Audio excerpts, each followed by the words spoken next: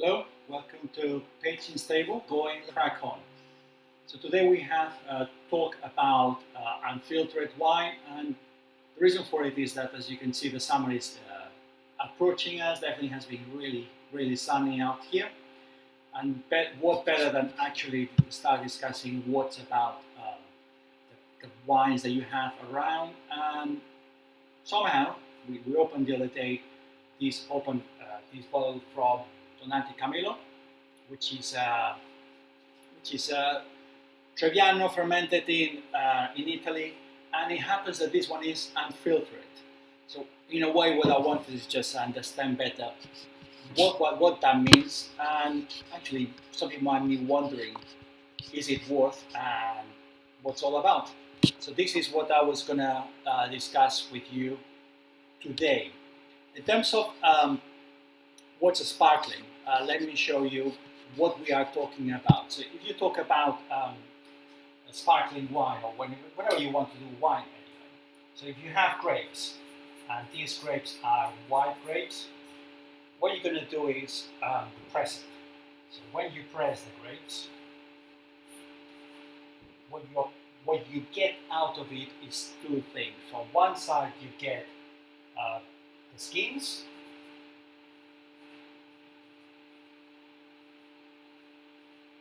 in the case of white wine, you might discard most of cases. I say most of cases because it's not all the time. And what you get as well is the juice, the grape juice. Now, the question is that juice clear or not? And the question is because if you get some grape juice that is available in the market, you might see it clear. It's like, I don't know why they talk about filter.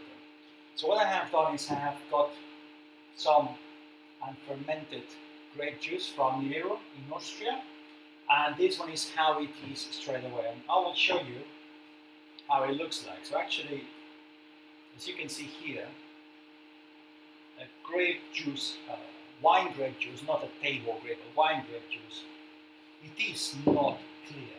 So you can see it's not exactly clear, and it has a bit of haziness around, and that's what you have on the juice here. Right, so then how do you make the wine out of it? So if you don't clear that, you make the wine, you leave it as it is.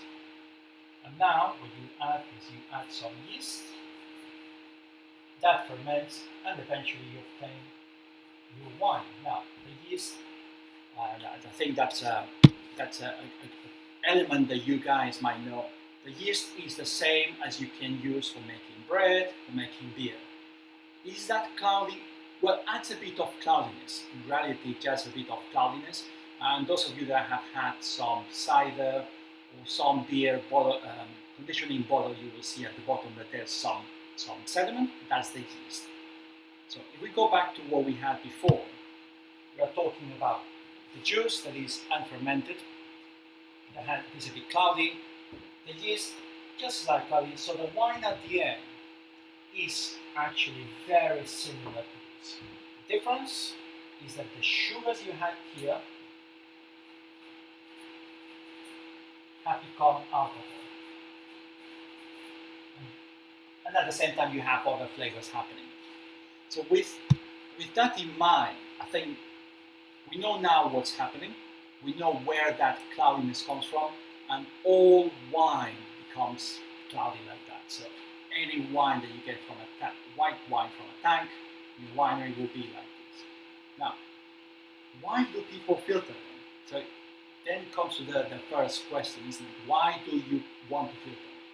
So if you think about selling wine in a commercial scale, and this goes back years and years, if you're going to buy a product and it's cloudy like this, you might think twice of buying, whereas if it's clear and transparent, you think, well, that's really refined and finished. And that's what makes a bit of the dynamics of, in this case, the wine and how people operate with the wines. But with that in mind, I think it's worth considering what are the advantages, or if you want, disadvantages of the wines itself. So if you have two options, you have filtered and unfiltered. Plus and minus. What are the plus of filtered? Actually, plus of filtered, if you think about it. Well, first of all, it's clear, which is what most people are familiar. So if you have a party, if you bring it to someone's house, if you bring a filtered wine, say, oh yeah, of course, that's a clear white wine, I had that before. If it's unfiltered, some people might ask, I'm not sure if that's wine or what they're bringing here. So that's one advantage. Second, if you talk about fizz, and this is quite specific for fizz, you're going to be able to see better the bubbles. So let alone in terms of in a long glass, you're going to see better the bubbles.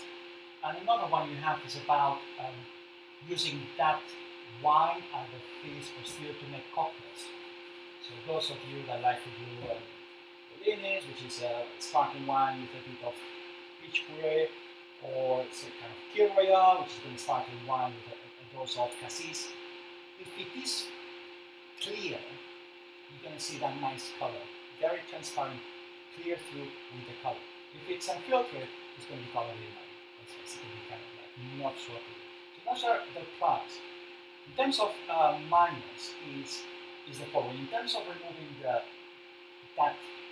cloudiness, filter sometimes is not enough, so people might use some finding agents, and those finding agents in some cases come from animal origin, either being from albumin from egg or from other parts of animal. Therefore, possibly means that that's non-vegan. So, if someone is looking for a vegan wine, if it's filtered, possibly it's going to be non-vegan. Definitely you need to verify from where you get it, but it's a possibility. In terms of unfiltered, what are the plus? Well, the plus is precisely that, so you know it's completely vegan. And the minus you have is that you might have some yeast here. Yeast there, so you can have some yeast like that, so you have allergy to yeast, that's not good. And obviously, so going back to these, obviously it's a disadvantage. So it doesn't work so well with cocktails like that. Now, in those two, if you think about what I have shown you, in those two there are one element that does not appear, and that's taste. So in all things in life, we think, oh, if we filter these, it's going to be more refined, etc. Is that the case of a sparkling wine or even still wine? And this question has not been answered completely all the time, so I wanted just to share with you, is that the case or not? And I have two things to consider. First of all, as you know, with all the stream of natural wine, which is very much about unfiltered, has come to fruition. One might think actually maybe unfiltered has more taste. And the way to go around, I would say that think about what are the most respected wines in the world. So if you have some of the best sparkling wines, we get a beautiful English sparkling wine, some Grand Cru Champagne, some of the coconuts, great wines, great sparkling wines. All of them are filtered, right? So, and why is that? Well, look, maybe it's because of that, right? Because people want to have filter. But actually, if we said that for a filter taste is an advantage, surely a lot of those great sparkling wines will be unfiltered because they will not compromise your taste, and it's just you get used to it. You know, if you go to a place and if someone says to you, look, I have this sparkling, it's the best you can taste. And it's unfiltered. You're like, okay, I've never had unfiltered before. No, but that's the way to get the taste. You go for it. But in reality, does it matter? Well, not really. I mean, this one, for instance, the Donati Camillo, it's a natural wine. It's a beautiful sparkling. But as you can see, it's not your standard sparkling, so you feel like there's something that, and the taste of it, in a way, it tastes like a natural one, but it doesn't come because it's not filtered. And one thing to remember about sparkling wine is that when you have it, it's the occasion you have. So if it's, you're going to have a barbecue, that's something about it, and you're going to be relaxing. Actually, filtered and unfiltered not so important. When you have guests over, probably you want it more filtered. So I think that's, to recap, that's what I wanted to share with you. This is the first video we have done on pitching stable. Going live, I guess, or you can see we had a bit of twitch. We're going to have another video tomorrow going live. Hopefully we're going to be able to do more similarly. So thanks for your patience and see you tomorrow.